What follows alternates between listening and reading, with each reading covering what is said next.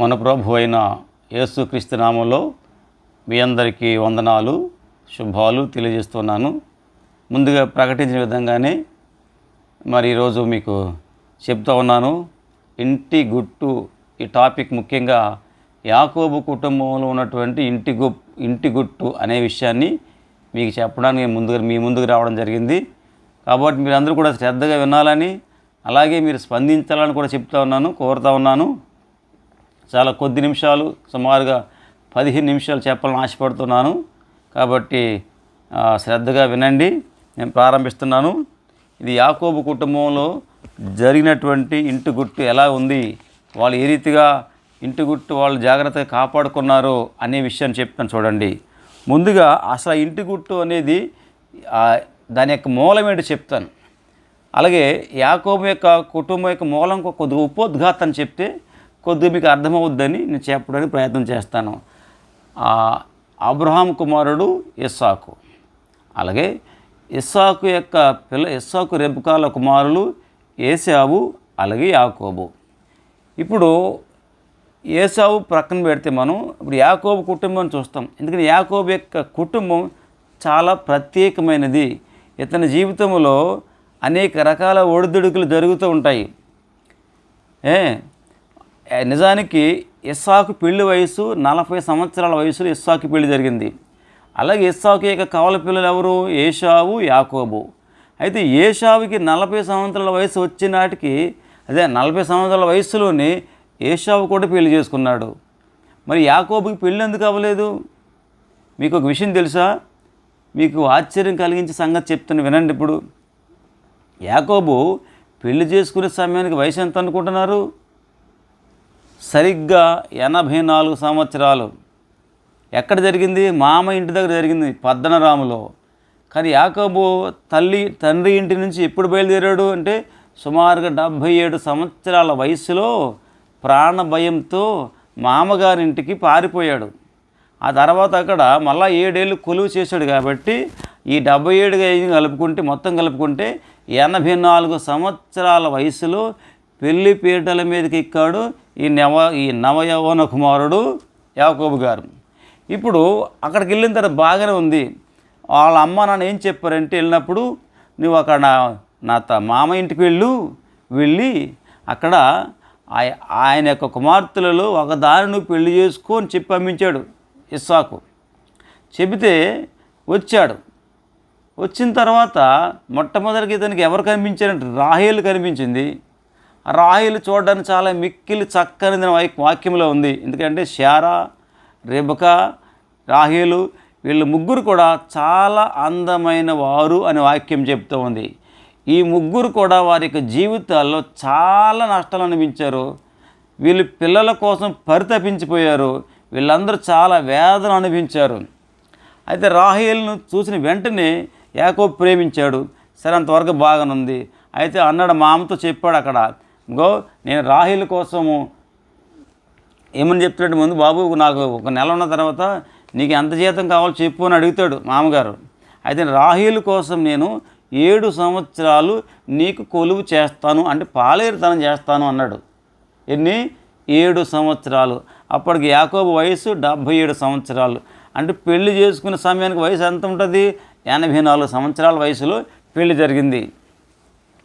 అయితే ఎందుకు అలాగ అన్నాడు? కొలువు చేస్తాను 7 సంవత్సరాలు అంటే వాళ్ళ యొక్క సాంప్రదాయ ప్రకారంగా రాహేలుకి యాకోబు దాన్ని చెల్లించాలి. ఆ డబ్బులు ఆయన దగ్గర లేవు కాబట్టి కొలువు చేస్తానని చెప్తాడు. ఇది హిస్టారికల్గా తేలిన విషయం. సరే, ఇప్పుడు అంతా బాగానే ఉంది. ఆ మామగారు 7 ఏళ్ళు తీరిన తర్వాత పెళ్లి చేస్తున్నాడు కాబట్టి సరే అని మామ చేయకపోతే అడిగాడు. మొత్తం మీద పెళ్లి ఏర్పాట్లు చేశాడు. పెళ్లి జరిగిపోయింది. తెల్లారింది. యాకోబు మోసపోయాడు. ఈ సంగతి మనకు తెలుసు. ఎందుకంటే తను ప్రేమించిన రాహేలుని కాకుండా వాళ్ళ మామగారు మోసం చేసి లేయాని పెళ్లి చేశాడు. ప్రపంచ చరిత్రలో పెళ్లిలో మోసపోయిన వ్యక్తి ఎవరూ లేరు, ఒక్క యాకోబు తప్ప. తండ్రిని మోసం చేశాడు, అక్కడ అన్నను మోసం చేశాడు, కానీ ఈ మామ మోసాన్ని పసిగట్టలేకపోయాడు. చూసారా ఎంత గొప్ప విషయం! ఇక్కడ తండ్రిని మోసం చేశాడు, ఆ అన్నయ్యని మోసం చేయగలిగాడు, కానీ ఈ మామ మోసానికి లొంగిపోయాడు. రాత్రి వేళ పెళ్ళి. ఎందుకంటే వాళ్ళ సాంప్రదాయ ప్రకారంగా వాళ్ళు ముసుకేస్తారు. దాని తోడు రాత్రులు పెళ్లి చేస్తారు. దాని తోడు ఈ యాకోబు కూడా మంచిగా తాగి ఉన్నాడు. వాళ్ళకి అప్పుడు రిస్ట్రిక్షన్స్ ఏమీ లేవు. కాబట్టి తెల్లారిన తర్వాత చూసుకుంటే రాహేలు కాదు, చాలా కోపం వచ్చింది, మామగారి మీద కేకలేశాడు. తర్వాత అబ్బాయి ఏం కాదు, మరి మా సాంప్రదాయ ప్రకారంగా పెద్ద అమ్మాయికి పెళ్ళి కాకుండా చిన్న అమ్మాయికి పెళ్లి చేయడం అనేది మా సాంప్రదాయం కాదు, కాబట్టి నీకు ఈ విధంగా చేశాను. మళ్ళా నాకు నీవు ఇప్పుడు 7 సంవత్సరాలు కొలువు చేస్తే రాహేల్ని కూడా నీకే ఇచ్చేస్తాను అన్నాడు. అప్పుడు ఏం చేస్తాడు యాకోబు? కోరుకున్నది ఇష్టపడింది ఆమె కదా, అందుచేత ఆమె కోసము 7 సంవత్సరాలు మరలా చేస్తాను ఒప్పుకున్నాడు. అంటే ఎంత? 14 సంవత్సరాలు భార్య కోసము పాలేరుతనం చేసిన వ్యక్తి ఎవరని తేలిందంటే యాకోబు అని తేలింది. సరే, మొత్తం మీద లేయాకి పెళ్ళైన తర్వాత ఒక వారం రోజుల తర్వాత రాహేల్ని కూడా ఇచ్చేసి పెళ్లి చేశాడు.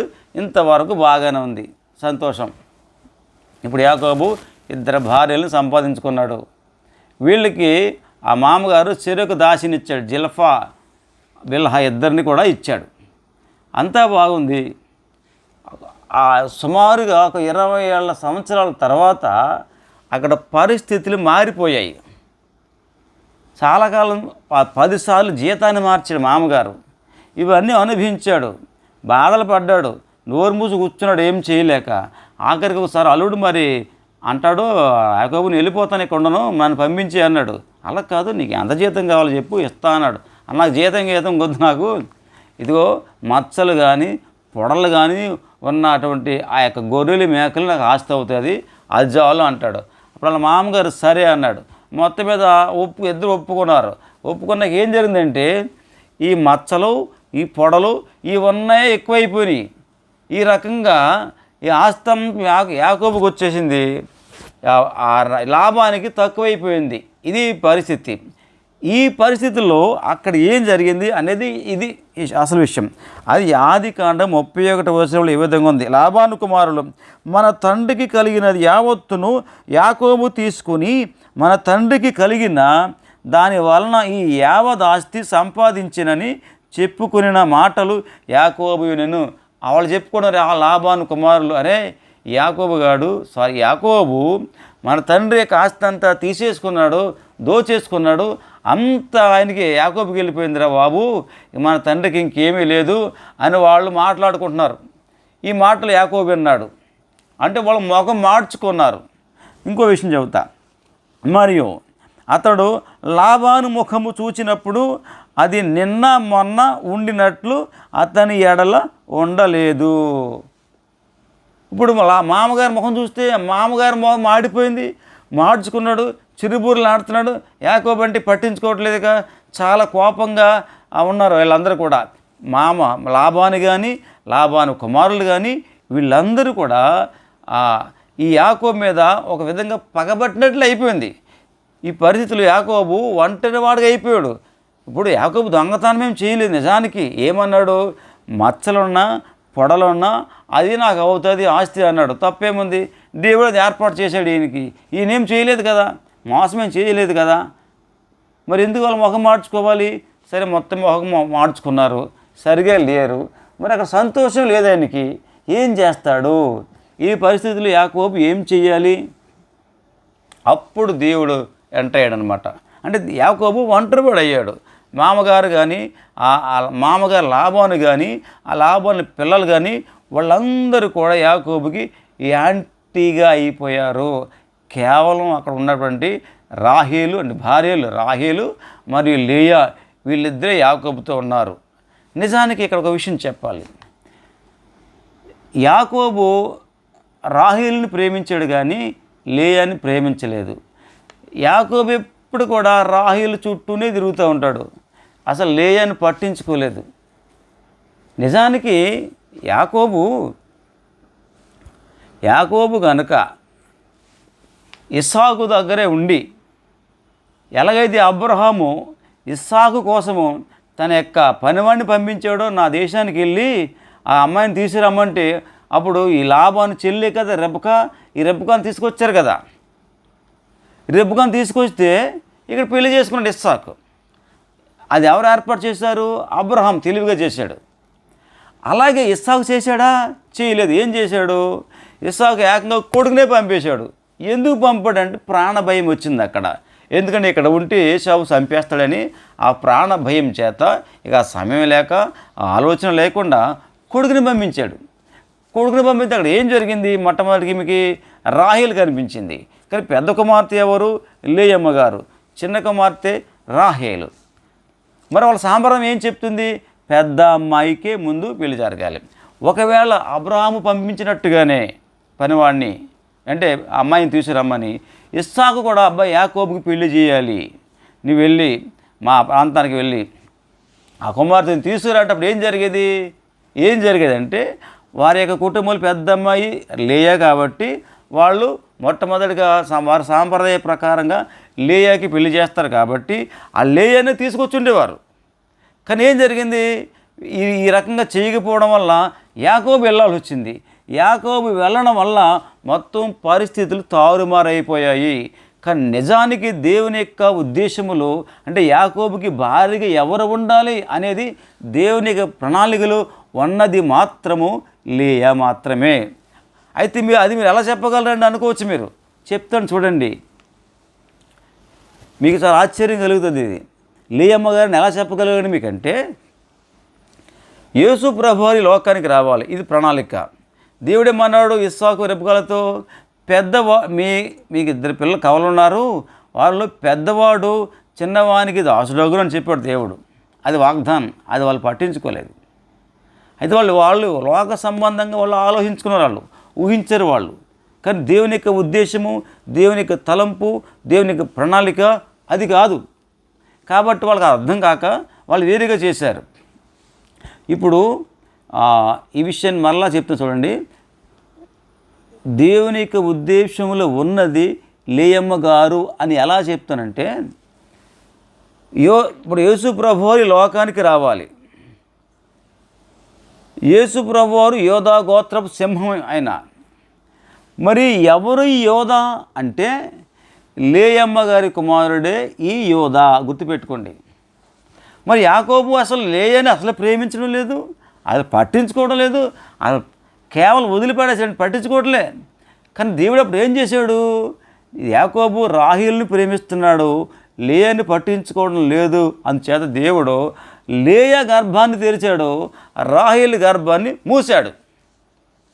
లేయమ్మ గారికి 7 పిల్లలు పుట్టే వరకు కూడా రాహేలమ్మ గారికి పిల్లలు పుట్టలేదు. అంటే 6 కుమారులు పుట్టారు లేయాకి, ఒక కుమార్తె దీనా పుట్టింది. అంటే 7 పిల్లలు పుట్టే సమయం వరకు కూడా రాహేలుకి పిల్లలు పుట్టలేదు. మీరు ఒక్కసారి ఆలోచించండి. ఆ 7 పిల్లలు పుట్టేటప్పటికీ ఈమె రాహేలుకి ఒక్కరు కూడా పుట్టకపోతే రాహేలు యొక్క మానసిక వేదన ఎలాగుందో అర్థం చేసుకోండి. ఒక రాహేలుకి కాదు, యాకోబుకి ఎలాగుంటుంది? అసలు ఆడవాళ్ళకి అసూయ ఎక్కువ ఉంటారు కదా, అసూయ, ద్వేషం అన్నీ వచ్చేస్తుంటాయి. అలా నలిగిపోతుంది రాహేలమ్మ గారు. ఎందుకు? దేవుడే రాహేలు గర్భాన్ని మూశాడు. ఎందుకు? కారణం ఇదే. వీళ్ళిద్దరూ కలిసి లేయమ్మ గారిని వాళ్ళు హేళన చేశారు, తులనాడారు. కానీ దేవుడు ఎవరినైతే తులనాడతారో వాళ్ళనే దేవుడు ప్రేమిస్తాడు. వీళ్ళు గొప్ప అనుకుని వీళ్ళిద్దరు కలిసి సంతోషించారు బాగాను. కానీ ఏం జరిగింది? పిల్లలు లేరు.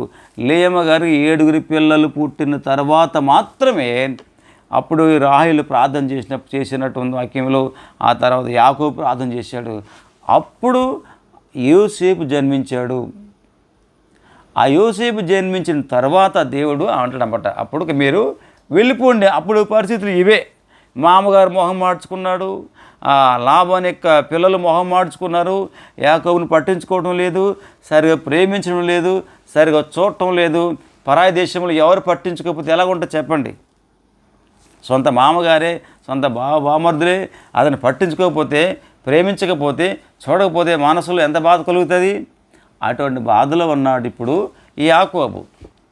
ఇటువంటి సమయంలో అప్పుడు దేవుడు కలిసి మాట్లాడాడు. యాకోబు అంటాడేమంటాడు చూడ, ఈ టైంలో చెప్తా. అప్పుడు యెహోవా, నీ పితరుల దేశమునకు నీ బంధువుల యొద్దకు తిరిగి వెళ్ళుము, నేను నీకు తోడై ఉండేదనని యాకోబుతో చెప్పగా, యాకోబు పొలములో తన మంద యొద్దకు రాహేలును లేయాను పిలువనంపి వారితో ఇట్లా నేను వినండి. నేను చెప్పినటువంటి టైటిల్ ఇదే, ఇంటి గుట్టు అన్నాను కదా, చూడండి ఇప్పుడు చెప్తున్నా. ఎప్పుడైతే ఇటువంటి పరిస్థితులు వచ్చాయో, యాకోబుకి ఎప్పుడైతే మనశ్శాంతి లేకుండా అయ్యాడో, అంటే ఇతరుల ఆ మామగారు కానీ ఆ బామర్దులు కానీ పట్టించుకోవడం లేదో, అటువంటి స్థితిలో దేవుడు మాట్లాడాడు. చాలా సంతోషం అది. మన జీవితంలో కూడా ఎప్పుడైనా మనతో ఎవరు లేనప్పుడు, మనల్ని ఎవరు పట్టించుకున్నప్పుడు, మన ఒంటరి వాళ్ళం అయిపోయినప్పుడు, మన బాధల్లో ఉన్నప్పుడు దేవుడే మనతో ప్రత్యక్షంగా ఉంటాడు, మాట్లాడతాడు. ఇప్పుడు డైరెక్ట్ స్వరం ఇచ్చి మాట్లాడు, కానీ భక్తుల ద్వారా, సేవకుల ద్వారా, పాటల ద్వారా, వాక్యం ద్వారా, మంచి పుస్తకాల ద్వారా, ఇటువంటి వీడియోస్ ద్వారా దేవుడు మాట్లాడతాడు. అది మనం గమనించుకోవాలి. అప్పుడు యాకోబుకి అర్థమైంది దేవుడు మాట్లాడితే. అప్పుడు ఏం చేశాడు తెలుసా? జాగ్రత్తగా వినండి. తన 2 భార్యలకి కబురు పెట్టాడు. అంటే లాబాను ఇంటి నుండి ఇతను మందల మేపే దూరము సుమారుగా 2-3 కిలోమీటర్ల దూరం ఉంటుంది, 2 రోజులు పట్టే దూరం ఉంటుంది. అంత మధ్యలో ఉన్నాడు, అంత దూరంలో ఉన్నాడు. అక్కడికి పిలిపించాడు భార్యల్ని. ఎవరిని? రాహేలుని, లేయాని పొలంలోకి పిలిపించాడు. ఆయన వచ్చి మాట్లాడవచ్చు కదా, ఊర్లోకి వచ్చి రాలేదు. భార్యల్ని పిలిపించాడు.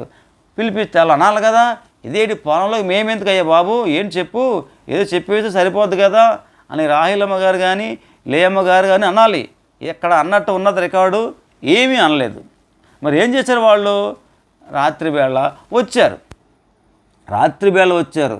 వచ్చినప్పుడు వాళ్ళ తండ్రికి కానీ, అంటే వాళ్ళ సోదరులకు కానీ చెప్పలేదు. వీళ్ళు తిన్నగా ఆ భర్త దగ్గరికి వచ్చారు. అంటే పొలంలో ఇక్కడ యాకోబు మీటింగ్ పెట్టాడు. ఇది చాలా గొప్ప విషయం. కుటుంబంలో ఏదైనా ఒక సమస్య వచ్చినప్పుడు, ఒక మంచి నిర్ణయాన్ని తీసుకోవాల్సి వచ్చినప్పుడు భర్త ఈ రకంగా బిహేవ్ చేయాలి. భార్యను సంప్రదించాలి, ఇద్దరు కలిసి కూర్చోవాలి, వాక్యాన్ని ధ్యానించాలి, దేవుని ధ్యానించాలి, అప్పుడు నిర్ణయం తీసుకోవాలి.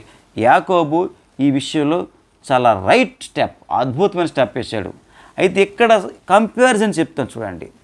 అసలు యాకోబు అర్ధాంతరంగా ఇక్కడ పారిపోవడానికి కారణం ఏంటో ఒకసారి చెప్తే మీకు అర్థమవుతుంది. ఇస్సాకు సరిగ్గా 137 సంవత్సరాల వయసులో చెబుతాడు ఏమని, నాయనా యాశావు, నువ్వు అడవికి వెళ్ళి వేట మాంసం పట్టుకొచ్చి నాకు భోజనం పెట్టు, తిన్నాక నేను దీవిస్తా అన్నాడు. అప్పటికి ఆయన వయసు 137 సంవత్సరాలు. అంటే సరిగ్గా 137 సంవత్సరాల వయస్సులో ఇష్మాయేలు చనిపోయాడు. అయితే ఇతను కూడా ఈ 137 సంవత్సరాల వయసులో చనిపోతాను అనుకున్నాడేమో. కాబట్టి నాయన నేను దీవించి, నేను మాంసం తిని దీవిస్తాను, చనిపోతానేమో అనుకున్నాడు. దానివల్ల వచ్చింది గొడవ అంతా. అయితే అప్పుడు ఎవరు విన్నారు? అది రెబెకా అమ్మగారు విన్నారు. వినప్పుడు ఏం చెయ్యాలి?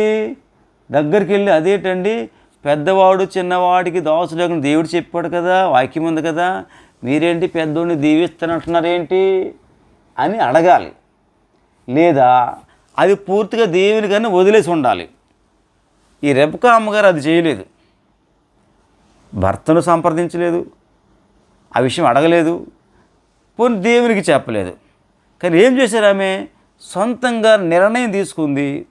దేవుని వాగ్దానం తన చేతుల్లో తీసుకుంది. యాక్షన్ ప్లాన్ ప్రిపేర్ చేసింది. ఎంతో ప్రమాదం జరిగిపోయింది, మోసాలు చేసుకున్నారు. ఆఖరికి అన్నయ్య చంపేస్తాడు తేలిన తర్వాత ప్రాణభయంతో అప్పుడు పంపించేశారు. అప్పుడు యాకోబు పెళ్లి గుర్తొచ్చింది రెబెకా అమ్మగారికి. మరి ఇస్సాకు ప్రత్యేకంగా పెద్ద కుమారుని దీవించాలనుకున్నప్పుడు ఇది ఒక ప్రధానమైన కార్యక్రమం కాబట్టి ఆ ఇస్సాకు మరి రెబెకా అమ్మగారిని పిలిచి ఇద్దరు కూర్చుని మాట్లాడి నిర్ణయం తీసుకోవాలి కదా. ఆ పని ఇస్సాకు చేశాడా? చేయలేకపోయాడు. ఇదే ఇక్కడ యాకోబు గొప్ప అని చెప్పవచ్చు. కారణం ఇదే. యాకోబు క్రిటికల్ టైంలో భార్యను పిలిచి సంప్రదించి మీటింగ్ పెట్టి డిస్కస్ చేశాడు. కానీ ఆ రోజు కానీ ఇస్సాకు కానీ ఆ రీతిగా రెబెకా అమ్మగారిని పిలిచి మీ ఇద్దరు కూర్చి మాట్లాడుకొని ఓ నిర్ణయం తీసుకుంటే సమస్య వచ్చేది కాదు. అలాగే ఇప్పుడు రెబ్కామ గారు విన్నారు, ఇంట్లో సీక్రెట్గా విందామె. ఇదే కాదు, యాకోబుని చంపేద్దాం అనుకున్నాడు ఏశావు, అది కూడా సీక్రెట్గా విన్నది రెబ్కామ గారు. సంతోషం. అయితే రెబ్కామ గారి యొక్క ఇంటి గుట్టు ఏముంది? ఇప్పుడు భర్తలకు అన్నాడు ఇస్సాకు గారు, పోనీ వెళ్ళి దగ్గరికి వెళ్ళి ఎవరికి చెప్పకుండా ఆ ఇస్సాకు గారితో మాట్లాడి ఉంటే ఎంత బాగుండేది. అది పట్టుకులు ఏం చేసింది రెబ్కామ గారు? యాకోబు చెప్పేసింది. ఇంటి గుట్టుని లీక్ చేశారు రెబ్కామ గారు. గుర్తుపెట్టుకోండి, ఇంటి గుట్టు అంటే ముఖ్యంగా భార్య భర్తలు, అది వాళ్ళు తెలుసుకునేది. మొదటి తప్పు ఇస్సాకు చేశారు, అది ఓకే. ఆ తర్వాత ఈమె ఇంటి గుట్టుని కాపాడలేకపోయింది రెబ్కామ గారు. ఈమె వెళ్ళి యాకోబుకు చెప్పి ఆ కుమారుడి చేత మోసం చేయించింది. అప్పుడు అన్నాడు యాకోబు ఒకసారి, అమ్మ నేను కానీ తెలిసిపోతే ఏసావు కాదని నా మీదికి శాపమే కానీ ఆశీర్వాదం రాదు, దీవెన రాదు అమ్మ అన్నాడు. అంటే ఆ సందర్భంలో ఒక మాట అన్నది రెబ్కామ గారు. ఏమంటారంటే, ఆ శాపము నా మీదికి వచ్చుగాక అన్నది. ఈ మాట ఎంత ప్రమాదకరమైందో ఆలోచించుకోలేదు. జీవ మరణములు నాలుక వశములు ఉన్నవంటుంది వాక్యం. ఆ శాపము నా మీదికి వచ్చుగాక నా కుమారుడా యాకోబు, నీవు నేను చెప్పిందా చెయ్యంతే. ఎందుకంటే అభిమానపుత్రుడు రెబ్కామ గారికి యాకోబు, అంటే ఇస్సాకు అభిమానపుత్రుడు ఏశావు. ఆ కుటుంబంలో వర్గాలు ఉన్నాయి. నేను మీకు మొదటి పాటలో మళ్ళీ చెప్తాను, తర్వాత అప్పుడు చెప్తాను. ఇది అంటే ఇంటి గుడ్డు చెప్పడానికి కాస్తంత ఉపోద్ఘాతం చెప్తే బాగుంటుందని ఇదంతా చెప్తున్నాను. తర్వాత ఎపిసోడ్లో పార్ట్ 1, పార్ట్ 2, పార్ట్ 3, పార్ట్ 4 యాకోబు కుటుంబంలో అద్భుతంగా ఉంటుంది, అప్పుడు చెప్తాను. ఇప్పుడు రెబ్కామ గారు ఇంటి గుట్టు విషయంలో సీరియస్గా ఉండలేకపోయింది, సీక్రెట్ కాపాడలేకపోయింది. అది వెళ్ళి ఇస్సాకు తప్పు చేశారు, సరే పోనీ ఆమె అన్నీ వెళ్ళి దగ్గరికి వెళ్ళి మాట్లాడిందా? ఆమె మాట్లాడలేదు, దేవునికి అప్పగించలేదు, సరికదా. ఇదంతా పట్టుకెళ్ళి యాకోబు చెప్తే ప్రమాదం జరిగిపోయింది. అప్పుడు ఏశావు వచ్చి యాకోబుని చంపేస్తే సిద్ధమైతే అప్పుడు రెబ్కామ గారికి యాకోబు యొక్క పెళ్లి గుర్తుకొచ్చింది. అప్పటికి యాకోబు వయసు 77 సంవత్సరాలు. అప్పటికే 3 పెళ్లి చేసుకున్నాడు ఏశావు. మొత్తం ఏశావు 4 పెళ్లి చేసుకుంటాడు, మొత్తం 4 భార్యలు ఆయనకి. ఇది అయితే చూడండి, ఇస్సాకు కానీ యాకోబు కానీ తేడా చూడండి. యాకోబు క్రిటికల్ టైంలో భార్యలతో కలిసి కూర్చుని మాట్లాడి నిర్ణయం తీసుకున్నాడు. ఇస్సాకు అలా చేయలేకపోయాడు, రెబ్కామ గారు కూడా అలా చేయలేకపోయారు. ఆ సీక్రెట్ని కాపాడలేకపోయింది. చాలామంది భార్యలు ఇదే చేస్తూ ఉన్నారు. జ్ఞానవంతురాలు తన ఇల్లు కట్టును, మూఢురాలు తన ఇల్లు ఓడబెరుకును వాక్యం సామెతలో ఉంటుంది 14లో. అంటే జ్ఞానవంతురాలకు బిహేవ్ చేయాలి. రెబ్కామ గారు అలా చేయలేదు. కానీ పెళ్లి సందర్భంలో, అంటే పెళ్లి చేసుకుంటాకు వస్తున్నప్పుడు ఇస్సాకును చూసి పొలంలో ముసుగు వేసుకుంది, సిగ్గుపడింది. అది నిజ స్వరూపం కాదు, ఇది అసలు స్వరూపం. ఇప్పుడు క్రిటికల్ టైంలో యాకోబు మంచి నిర్ణయం తీసుకుంటే ఇక్కడ కొన్ని విషయాలు చెప్తుంది వినండి. ఇప్పుడు 2 భార్యలు యాకోబు గారికి. ఒకరు రాహేలు అయితే ప్రియమైన భార్య. అప్పుడు ప్రియమైన భార్య భర్త ఎక్కడున్నా సరే హ్యాపీగా చూసుకుంటాడు. మరి లేయమ్మ గారి సంగతి ఏంటి? అరే తండ్రి ఇంట్లో ఉండగానే లేయని పట్టించుకోవడం లేదు. మరి ఇక్కడే చూడనోడు, ఇక్కడే పట్టించుకున్నాడు, మరి సొంత ఇంటికి వెళ్ళిపోతే అక్కడ చూస్తాడా? అట్లా పట్టించుకుంటాడా? చెప్పండి. ఈ తండ్రి ఇంటి దగ్గర ఉన్నప్పుడే లేయ పరిస్థితి ఎంత ఘోరంగా ఉంటే, ఎంత అవమానకరంగా బాధాకరంగా ఉంటే, పట్టించుకోకుండా ఉంటే తను ఎంతో వేదన చెందుతుంది, ఎంతో బాధపడుతుంది. పిల్లలు చాలామంది పుట్టారు, అయినా మనోడు ఎంతసేపు రాహేలు చుట్టూ తిరుగుతూ ఉంటాడు. మరి ఇప్పుడు రాహేలు ధైర్యంగా వెళ్ళిపోద్ది, ప్రియమైన వ్యక్తి కాబట్టి. మరి లేయమ్మ గారు వెళ్తారా? ఇది చాలా కష్టమైన సమయం. యాకోబుకి టెస్టింగ్ ఇక్కడే. పోనీ లేయ రాకపోయినా వెళ్ళిపోదాం అనుకుంటే పిల్లలందరూ ఎక్కడున్నారు? లేయమ్మ గారి పిల్లలే. అప్పటికి రాహేలుకి ఒకడే పుట్టాడు యోసేపు. ఇంకా అప్పుడు బెన్యామీను ఇంకా పుట్టలేదు, మార్గ మధ్యంలో పుడతాడు బెన్యామీను, వెళ్ళే దారిలో పుట్టాడు. మరి ఏం చేయాలి ఇప్పుడు యాకోబు చాలా తెలివిగా బిహేవ్ చేస్తున్నాడు. మీటింగ్ పెట్టాడు, పిలిపించాడు. అమ్మా ఇదిగో నా భార్యలారా వినండి, ఇది ఇలా జరిగింది, ఆస్తి మనకు వచ్చిందని మీ నాన్న ఇలాగ నా మీద అసూయ పడుతున్నాడు, మీ అన్నదమ్ములు కూడా. కాబట్టి ఇక్కడ నేను ఉండలేకపోతున్నాను, నాకు మనశ్శాంతి లేదు, ప్రశాంతత లేదు. అందుచేత నా పరిస్థితి ఎలాగ ఉంది, నా దేవుడు మాత్రం నన్ను మా సొంత ఇంటికి వెళ్ళిపోమని చెప్పాడు, మీరేమంటారు అని వాళ్ళ నిర్ణయం అడిగాడు. చూడండి ఎంత గొప్ప విషయం ఇది. భర్త ఇప్పుడు కూడా ఇలాగ ఉండాలి. భర్త కాదు, భార్య అయినా సరే ఇలాగ ఏదైనా ప్రాబ్లం ఉంటే కూర్చుని మాట్లాడుకుని డెసిషన్ తీసుకోవాలి. ఇది యాకోబు చేసిన గొప్ప విషయం. ఇది ప్రతి కుటుంబంలో ఇలా చేసినట్లయితే ఆ కుటుంబం తప్పకుండా సక్సెస్ అవుతుంది. ఇప్పుడు లేయమ్మ గారు యాకోబు, అయ్యా నువ్వు వెళ్తే వెళ్ళినాయనా, నువ్వు ఇక్కడే నన్ను ఎలా చూస్తున్నావో, రేపోతే మీ ఇంటికి వచ్చేసిన తర్వాత నన్ను అసలు పట్టించుకోవు, నాకు తిండి కూడా పెట్టవు, బట్టలు కొనవు, నగలు ఎలాగ సంగతి పక్కన అలా పట్టించుకోనాయనా నువ్వు, నేను మాత్రం నాన్న బాబు నువ్వు పోతే పో అన్నదనుకో, యాకోబు యొక్క పరిస్థితి ఎలా ఉంటుంది చెప్పండి. రాయలమ్మ గారు తెలిపోతుంది, ఎందుకంటే నాకు ఇష్టం, వాళ్ళిద్దరూ ప్రియులు, వాళ్ళ లవర్స్ వాళ్ళు. మరి వీరి పరిస్థితి, లేయమ్మ గారి సంగతి ఏంటి, డౌట్. కానీ వాళ్ళిద్దరు ఏమన్నారు చూడండి. నేను టైం అవుతుంది కాబట్టి షార్ట్ కట్ చేయగా చదివి వినిపించేస్తాను. ఆదికాండం 31లో ఇక వాళ్ళు అంటారు 14వ వచనంలో, ఇంకా మా తండ్రి ఇంట మాకు పాలు పంపులు ఎక్కడవి, వాళ్ళు అన్నారు ఈ మాటలు. ఇక మా తండ్రి ఇంట మాకు పాలు పంపులు ఎక్కడివి, మాకు రావాలని ఆస్తి అంతా మా నాన్న తీసేసుకుంటున్నాడు, కాబట్టి దేవుడు నీకు ఏమి చేయమని చెప్పాడో నువ్వు అదే చెయ్యి అని ఇద్దరు చెప్పారండి. ఎంత గొప్ప విషయం. ఇందులో లేయమ్మ గారు అదే మాట అన్నారు. దేవుడు లేయాను బహుగా దీవించడానికి, ఆశీర్వదించడానికి కారణం ఇదే. లేయమ్మ ఎప్పుడు కూడా దేవుని చూసుకుంది, తన భర్తను కాదు. భర్త ప్రేమించినా ప్రేమించకపోయినా, పట్టించుకున్నా పట్టించుకోకపోయినా సరే లేయమ్మ గారి యొక్క మనసు మారలేదు. భర్త ఎక్కడుంటే అక్కడే ఉండాలని నిశ్చయించుకుంది. ఏమో రేపు పొద్దున నన్ను చూస్తాడో చూడో, అతను పట్టించుకోడు, నన్ను ఏం చేస్తాడేటో అని ఆమె ఏమో అనుమాన పడలేదు. ఎందుకు? దేవుని చూసింది. ఆమె దేవుని వైపు చూసింది, దేవుని మీద ఆధారపడింది, దేవుని నమ్ముకుంది. వివాహమైన స్త్రీ ఎప్పుడు కూడా భర్తతో పాటే ఉండాలి. ఇది గుర్తుపెట్టుకోవాలి. కుమారుని తండ్రి ఇంటిని మరువు మన వాక్యంలో ఉంది. ఆ తండ్రి ఇంటిని విడిచిన వ్యక్తే జీవితంలో బ్లెస్ అవుతారు. లేయమ్మ గారు మరి ఏం చేసింది, భర్త కష్టంలో ఉన్నాడని అనొచ్చు, సమయం దొరికింది ఇప్పుడు లేయమ్మ గారికి. నువ్వు వెళ్తే వెళ్ళంటే యాకోబు వెళ్ళలేడు, వెళ్ళకపోతే ఇక్కడ మెంటల్గా పిచ్చెక్కిపోయి ఉంటాడు, మనశ్శాంతిలో ఎక్కడ పోగుతాడు. ఇది పరిస్థితి, యాకోబు పరిస్థితి. యాకోబుని ఆడించవచ్చు, ఇప్పుడు లేయమ్మ గారికి ఆట ఆడించవచ్చు, కానీ అలాగ ఆడించలేదు.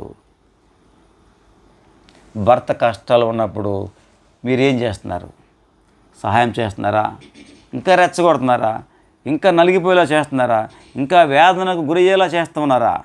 అలాగే భారీ కష్టాల్లో ఉన్నప్పుడు, ఏదైనా ఉద్యోగంలో కానీ ఏదైనా విషయంలో కానీ నలిగిపోతూ ఉన్నప్పుడు భర్తలు ఏం చేస్తున్నారు? మీరు సహాయం చేస్తున్నారా? ఏడిస్తేడు, చస్తే సావు, నువ్వు పోతే అంటున్నారా? నో, ఇది మంచి పద్ధతి కాదు. యాకోబుని చూసి నేర్చుకోండి, అలాగే లేయాని చూసి నేర్చుకోండి, రాహేలు అమ్మగారిని కూడా చూసి నేర్చుకోండి. ఇద్దరు భార్యలు కూడా సరే అన్నారు, వెళ్ళిపోదాం, ఇక్కడ మా తండ్రి అంటే మాకు పాలు పంపులు ఎక్కడివి అన్నారు అని ఆ రాత్రే అప్పటికప్పుడే రాత్రి వేళ ఇక ప్రయాణం ప్రారంభించేశారండి. ఇక మళ్ళా వాళ్ళు తండ్రి ఇంటికి వెళ్ళలేదు, ఆ పొలంలో నుండే పరుగు కనాన్ దేశానికి. చూసారా, డెసిషన్ తీసుకుంటే ఇలాగ ఉండాలి. చాలామంది ఆడవాళ్ళకి ఎప్పుడు అమ్మగారిలో వదలబుద్దేదు. భర్త ఎలా పోయినా సరే నువ్వు సత్తిచావు, నువ్వు వెళ్ళిపో, వస్తానులే అంటారు. నో, పొలంలోకి వచ్చారు, రహస్యంగా మీటింగ్ పెట్టాడు, అంతే. మీ పొలంలోకి వచ్చినట్టు ఈ లేయమ్మ గారు కానీ రాహేలమ్మ గారు కానీ ఊళ్ళో ఎవ్వరికి చెప్పలేదు. ఈవెన్ కనీసం వాళ్ళ నాన్నగారికి చెప్పలేదు, వాళ్ళ అన్నదమ్ములకు కూడా చెప్పలేదు. ఇది భార్యలు అంటే ఎలాగ ఉండాలి. భార్యలు ఎప్పుడు కూడా, భార్య కాదు భర్త అయినా సరే, ఫ్యామిలీ విషయంలో అంతా ఒకటైపోవాలి. అన్న తల్లిదండ్రుల తర్వాత గొడవ అది. భార్య అయినా భర్త అయినా కష్టాలు వచ్చినప్పుడు ముందు భార్య భర్తలు ఒకటైపోవాలి, అంతేగాని ఎవరికైనా విడిపోకూడదు. గుర్తుపెట్టుకోండి, అమ్మ నాన్నల తర్వాత భార్య భర్తలు మాత్రం ఈ కష్టాలు వచ్చినప్పుడు శ్రమలు వచ్చినప్పుడు, ఇబ్బందులు ఉన్నప్పుడు, ఇటువంటి క్రిటికల్ కండిషన్స్ వచ్చినప్పుడు ముందు మీరు ఒకటే అయిపోవాలి. అప్పుడు కుటుంబం బలపడుతుంది. వాళ్ళు ఎవరికి చెప్పలేదు. వాళ్ళ అమ్మగారికి కానీ వాళ్ళ నాన్నగారికి కానీ ఉండు మరి యాకోబు గారు ఇంటికి వెళ్తాము, మేమిద్దరు ఇంటికి వెళ్ళి మా నాన్న చెప్పాలి కదా, మా అమ్మకు చెప్పాలి కదా, మా అన్నలు చెప్పాలి కదా. వాళ్ళు ఎవరికి చెప్పకుండా అర్ధాంతరంగా ఈ రాత్రి సాయంకాలం వేళ ఈ రాత్రి వేళ ఎలాగెళ్ళిపోతాము, అప్పటికప్పుడు ఇంత సడన్ ప్రయాణం పెడితే ఎలాగా అన్నారా? అనలేదు. స్పాట్లో ఆ పొలంలో నుంచే పయనమైపోయారు అంతే. తల్లిదండ్రులు కానీ వాళ్ళ అన్నదమ్ములు కానీ ఈ లేయమ్మ గారు కానీ ఈ రాహిలమ్మ గారు కానీ ఒక్క మాట చెప్పలేదు. అంత సీక్రెట్ మెయింటైన్ చేశారు వాళ్ళు. ఎందుకోసం తెలుసా? కుటుంబం కోసం. ఎందుకోసం తెలుసా? భర్త కష్టంలో ఉన్నాడు, ఒంటరిగా ఉన్నాడు, తనకు తోడుగా ఉండాలి, తనకు సపోర్ట్గా ఉండాలి, తన వైపు నిలబడాలి, తనను బలపరచాలి, కుటుంబాన్ని కాపాడుకోవాలి. ఇది జ్ఞానవంతులు చేసే పని. అందుకే వాక్యం ఉంది, జ్ఞానవంతురాలు తన ఇల్లు కట్టును, మూఢురాలు తన ఇల్లు ఓడబెరుకునని. మరి మీ కుటుంబాలు మీరు ఏం చేస్తూ ఉన్నారు? మీ కష్టాలు వచ్చినప్పుడు ఏం చేస్తూ ఉన్నారు? భర్త కానీ భార్య కానీ ఒకవేళ సమస్యలు వచ్చినప్పుడు మీరు ఒక్కటైపోవాలి. ఫస్ట్ క్రైస్తవ కుటుంబం ఫస్ట్ ఒక్కటైపోవాలి. అమ్మ నాన్నని ప్రక్కన పెట్టండి, ఏం పర్వాలేదు, అవసరం లేదు, ఈ టైంలో అవసరం లేదు. ముందు మీరు బలపడండి, ముందు మీరు బలంగా ఉండాలి, మీరు ఏకమవ్వాలా. మీరు ఏకమైతే ఏదైనా సాధించగలరు. ఒకవేళ లేయమ్మ గారు కానీ రాను అని అంటే యాకోబు పరిస్థితి ఏమయ్యేది? ఈనాడు ఈ విధంగా ఉండేదా? అందుకే లేయమ్మ గారిని దేవుడు బహుగా దీవించాడు. ఆ లేయమ్మ గారి కుమారుడే యోధా కుమారుడు యోధా. ఆ యోధా గోత్రపు సింహం ఎవరు చెప్పండి? యేసుక్రీస్తు ప్రభువారు. అంటే యేసుక్రీస్తు ప్రభువారు లేయా గర్భం నుంచి రావాలని తండ్రి అయిన దేవుని యొక్క ప్రణాళిక. అందుకే చెప్పిన మొదట్లో దేవుడు యాకోబుకి అసలు ఉద్దేశించిన భార్య లేయమ్మ గారే, రాహేలమ్మ గారు ఎంత మాత్రము కాదు.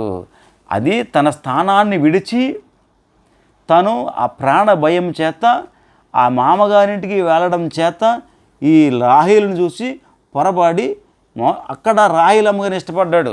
అదే గనక పెండ్లి కుమార్తెను తీసుకురామని కబురు పంపించుంటే మాత్రం లేయమ్మ గారే, ఎందుకంటే పెద్ద కుమార్తె ఆమె కాబట్టి ఆమె వచ్చేది. యాకోబుకి ఆ లేయమ్మ గారితో పెళ్లి జరిగేది. కానీ దేవుడు సార్వభౌముడు కనుక మనం ఎన్ని సొంత ప్రయత్నాలు చేసినా తన ప్రణాళిక ఆయన ఎలాగైనా సరే నెరవేర్చగలడు. మరి ఏం జరిగింది? ఇంత సీక్రెట్గా చేశారు, సంతోషమే. కానీ ఇక్కడ ఒక విషాదం చెప్పి నేను ముగించేస్తాను. ఈ రాహేలమ్మ గారు వీళ్ళందరూ కలిసి బయలుదేరి వెళ్ళిపోతూ ఉన్నారు. అప్పుడు యోసేపు పుట్టాడు.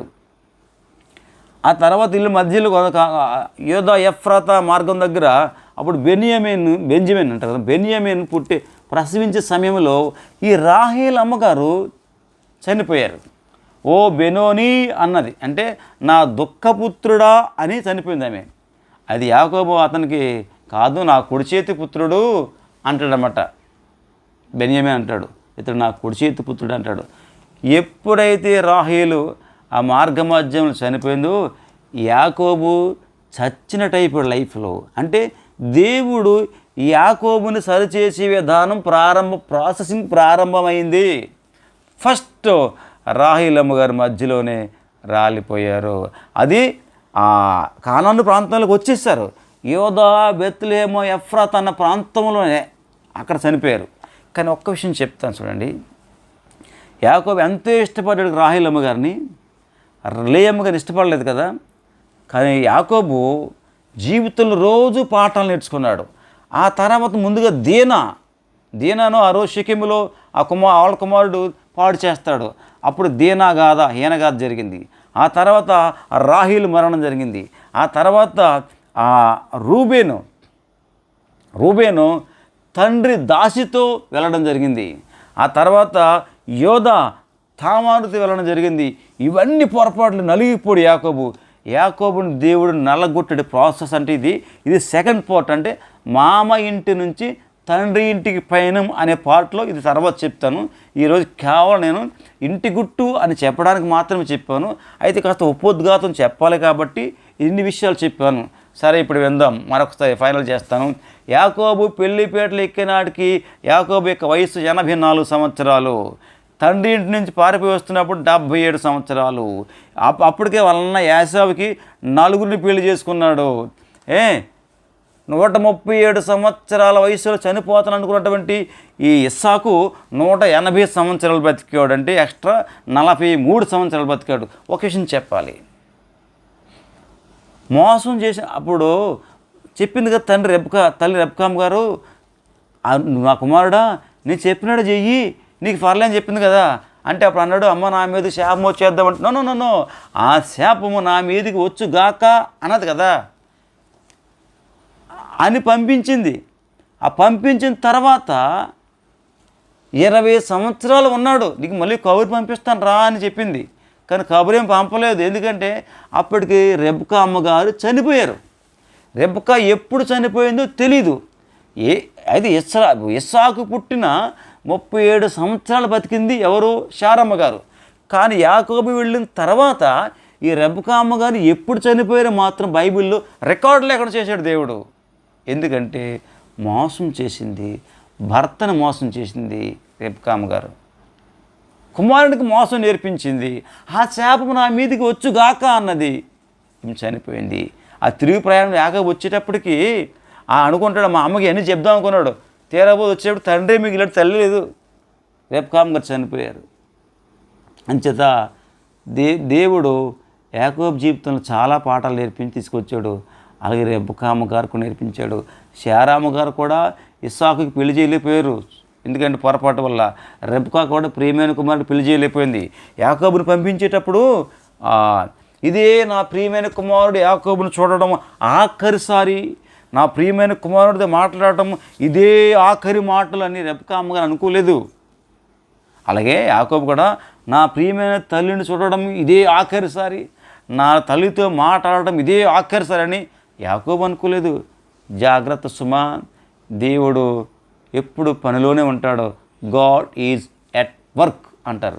దేవుడు మనల్ని చూస్తూనే ఉంటాడు. జాగ్రత్త సుమ, ఎవరు వేషాలు వేసినా చాలా ప్రమాదంలో పడతారు. కాబట్టి భార్య భర్తలు చాలా జాగ్రత్తగా ఉండాలి. ఇదిగో ప్రేమకు 5 భాషలు అనే పుస్తకం మంచి పుస్తకం ఉంది. నేను భవిష్యత్తు ఇది కూడా చెప్తా ఉంటాను, నేను మీరు కూడా కొనుక్కోండి. ఇది చాలా అవసరం. కుటుంబ సమస్యల్లో ఉన్నటువంటి వారు ఇటువంటి పుస్తకాలు కొన్ని చదవండి, మీ కుటుంబాలు చాలా బాగుంటాయి. అలాగే నేను ఎక్కువగా చదువుతూ ఉంటాను. నేను జాన్ ఫిలిప్స్ గారి బుక్స్ చదువుతూ ఉంటాను, బైబిల్ క్యారెక్టర్స్ అని. ఇవన్నీ శ్రద్ధగా నేను చెప్పడానికి ఆశపెడుతూ ఉన్నాను. కాబట్టి మీరు కూడా స్పందించండి. ఒకవేళ నేను చెప్పిన దానిలో ఏం తప్పులుంటే నాకు తెలియజేయండి, సరి చేసుకుంటాను. కాబట్టి ఈరోజు చెప్పినటువంటి ఇంటి గుట్టు చెప్పడానికి కారణం ఏంటంటే, ఈరోజు స్త్రీలకు ఇంటి గుట్టు అనేది ఉండాలి. ముఖ్యంగా క్రైస్తవ స్త్రీలకు ఇంటి గుట్టు చాలా అవసరము. అలా ఉన్ననాడు కుటుంబం ప్రశాంతంగా ఉంటుంది. ఒకవేళ ఇంటి గుట్టు లేకుండా చేసుకున్నది రెబ్కా, ఆ కుటుంబం అప్పుడు రెబ్కా అమ్మగారే లేకుండా పోయారు, చాలా బాధలు పడ్డారు ఇంట్లో. కాబట్టి యాకోబు మంచి నిర్ణయం తీసుకుంటే దానికి సహాయపడ్డారు భార్యలు. లేయమ్మ గారిని చాలా మనం చూసి నేర్చుకోవాలి. భర్త పట్టించుకోకపోయినా కేవలం దేవుని వైపు చూసి దేవుని మీద ఆధారపడి భర్తతో పాటు వచ్చేసింది 7 పిల్లల్ని తీసుకొని. కాబట్టి ఇది స్త్రీలు జాగ్రత్తగా ఆలోచించండి. మరి మీ అందరికీ ఇది ఆశీర్వాదకరంగా ఉంటుందని ఆశిస్తున్నాను. ఇంతటితో నా మాటలు ముగిస్తున్నాను. మీ అందరికీ నా వందనాలు. మరొక వీడియోలో కలుసుకుందాం.